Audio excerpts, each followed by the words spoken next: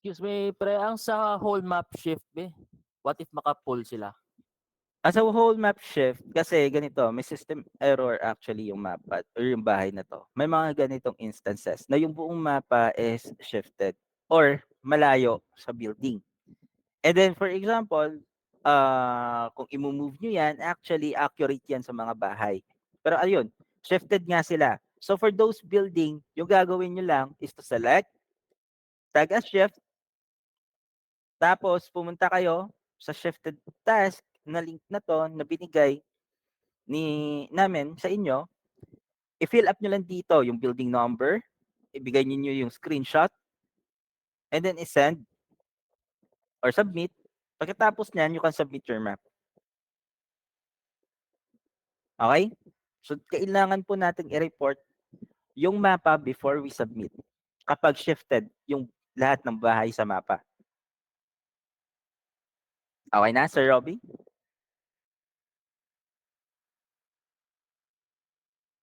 Pre, thank you, thank you. Okay. So now, pumunta naman tayo sa wall fix. Okay? Yung wall fix na po na to, na tag or marking, para po ito sa 3D wall. So like for example, ito yung 3D wall natin kung saan nagmi-meet yung ating wall and then yung ground area. So from there, kung yung 3D is 15 pixel away then from the base of the building, this one, 1, 2, 3, 4, uh, okay, 5, 6, 7, 8, 9, 10, 11, 12, 13, 14, 15. So kapag 15 pixel or more away from the building, yung 3D ng bahay, yung gagawin nyo lang po is to select this label, fix the 3D, and then tag it as wall fix. You have to fix the 3D first before you do the marking na wall fix. Are we clear? Okay. For the missing building. For the missing building naman po, hindi po tayo dapat mag-label ng mga backyard small houses or yung mga kagaya nito sa mga big buildings area, may mga maliliit na mga missing building dyan sa gilid-gilid. For those building, hindi nyo po yun kailangan i-capture. Yung kailangan na po natin i-capture for those missing building is yung main house. Okay? For example, this building, wala ito. Okay? Wala yan, missing building yan. So yung gagawin nyo dyan is to click the missing attribute, label the building, normally, tapos select, drag 3D, and then that would be okay. At least mark ninyo yung missing building before ninyo i-label. Or dapat nakakulay blue kapag na-label ninyo yung missing building. Dapat hindi naka-red. Are we clear? Para sa missing building?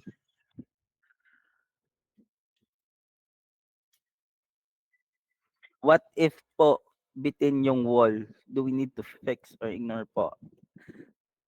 You have to count at least 15 pixel po para ma-fix po natin. Kulang man or sobra.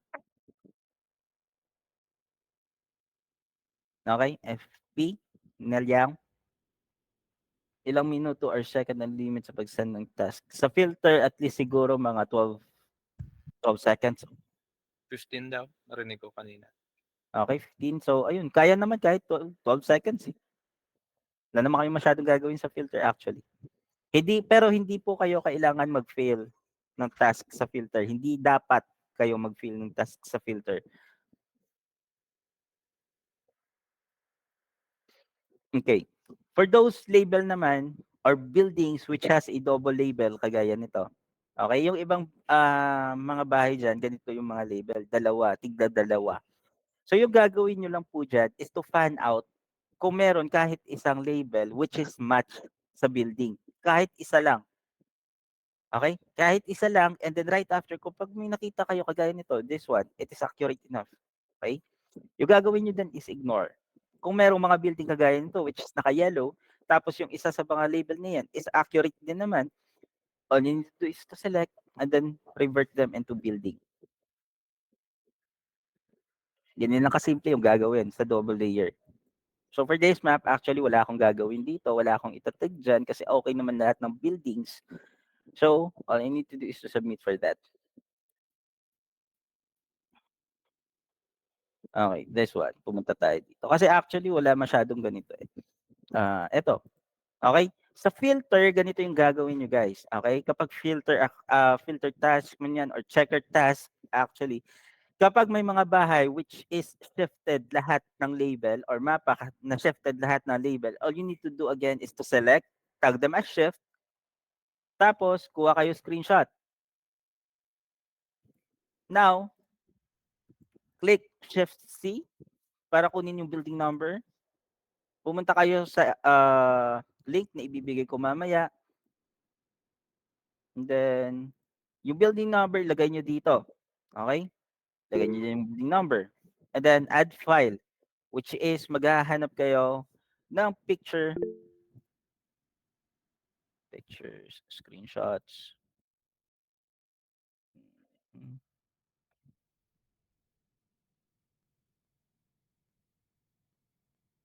Bakit wala akong screenshot?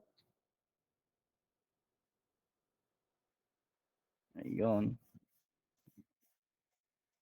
Kunin niyo yung screenshot and then isend lang ninyo or i-upload lang ninyo dyan. Submit.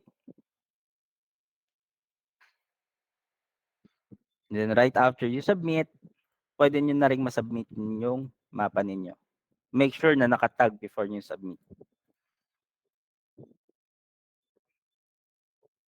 Paano pag na-wall fix mo yung isang label, i-wall fix din yung kasamang parehong label. Ano yung ibig mong sabihin, Jeremy Roas? Yung form para sa shifted buildings is ito po. Ano yung ibig mong sabihin, Jeremy Roas? Nakapatong pareho yung labels, sir. Okay. Kung sa double label, okay, kung sa double label, for example, ito, yung label na to, dalawa sila. Yung isa shifted, kahit gaano pa yung kalayo sa bahay, guys.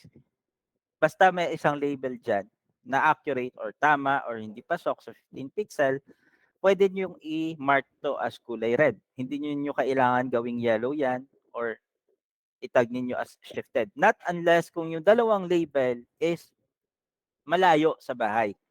If that is the case na malayo yung dalawang label, so that is the time na kailangan nyo na silang itag as shifted both. Kung yung label naman is isa shifted, yung isa may big error,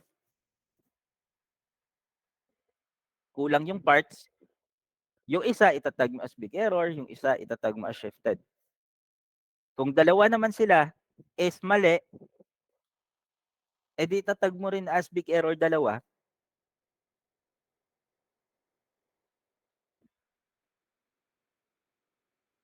Sir, kapag madami pong missed naman, capture po ba lahat sa filter?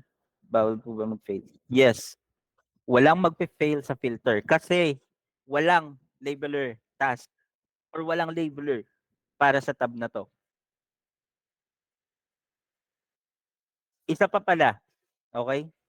Hindi ninyo kailangan i-capture lahat ng bahay na missing sa mapa, lalo na yung mga tumatama sa green na mask. You do not have to capture those buildings. Okay? Kung for example, may building na tumama sa mask, hindi nyo po yan kailangan, hindi nyo po yan pwede i-capture or i-label. Do you understand?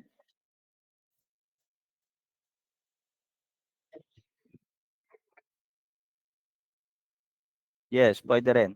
Pwede, you can fix those 3D tapos itag ninyo as wall fix.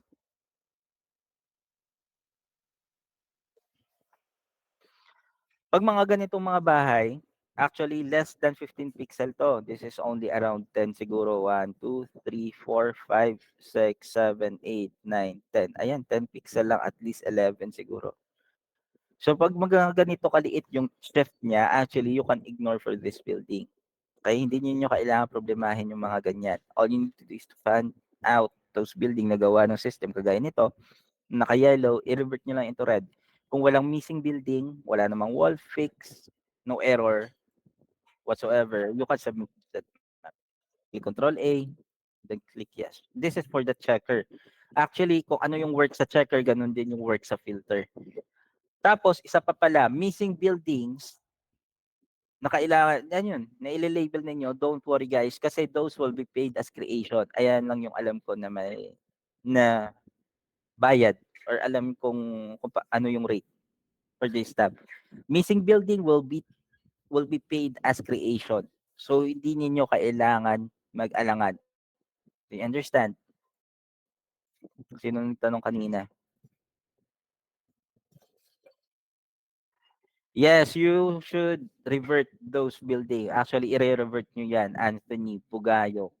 Kasi yung mangyayari yan, yung mga yellow buildings, which is na-tag ng system as yellow, kung ipapasa nyo po yan sa reviewer, yung sasabihin ni reviewer is nagtatag kayo ng mga small buildings. Kaya hindi natin na-justify yon.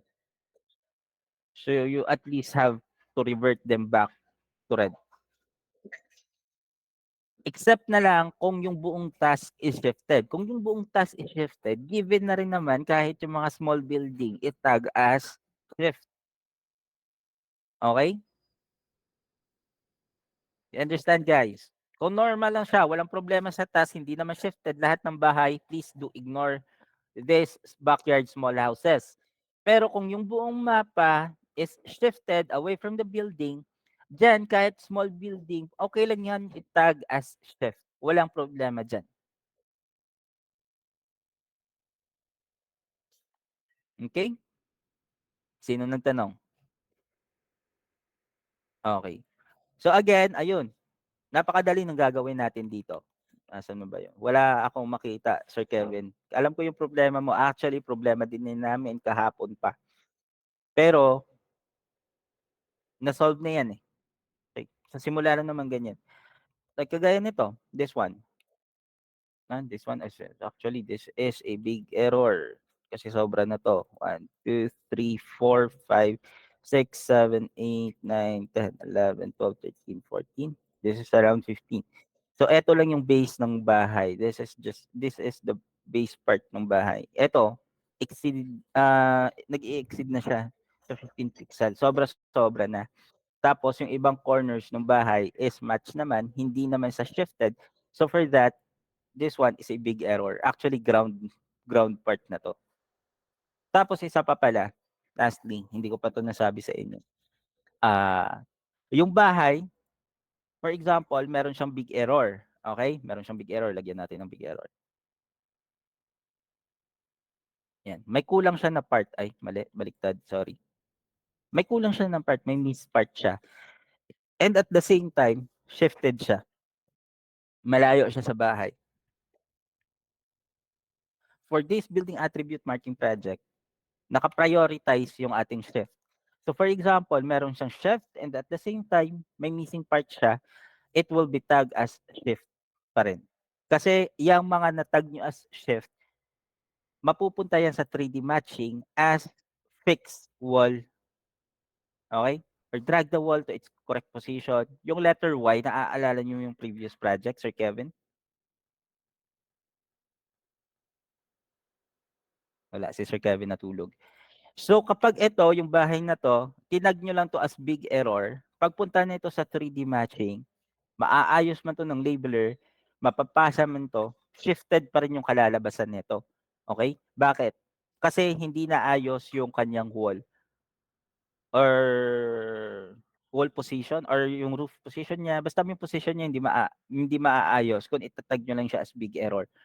Okay? So for this, kapag pareho yung error, big error, and then shifted, i-prioritize pa rin natin yung shift.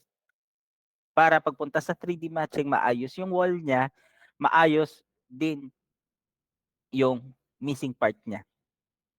Do you understand?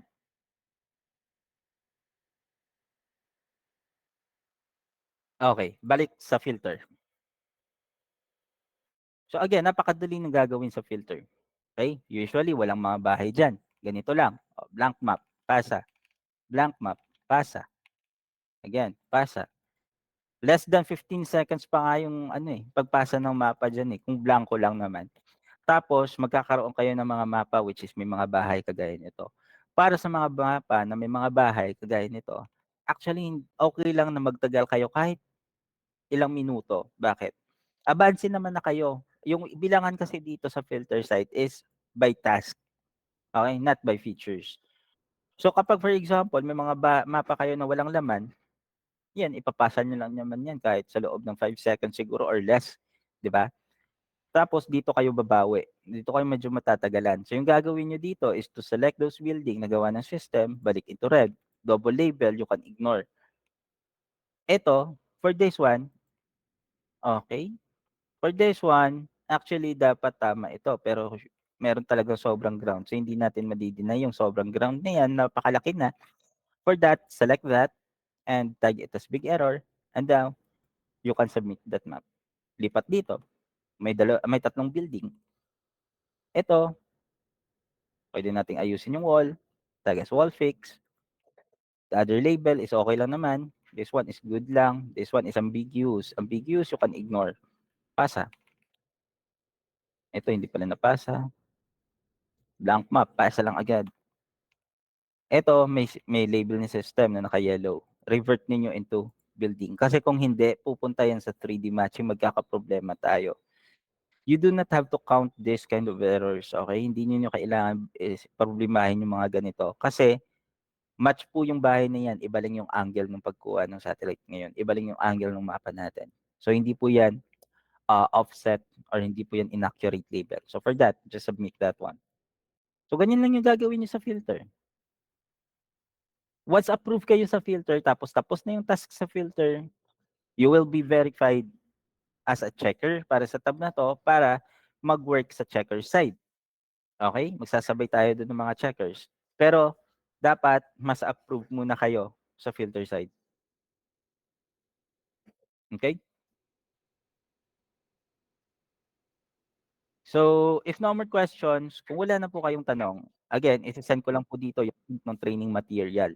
Okay? Kung may mga unclear ako na parts na sabi, you can refer to this training document. Okay? Tapos para sa shifted maps, ito naman yung link para sa shifted maps. Dito ninyo ilalagay yung mga screenshot and building number ng mga shifted maps before you submit.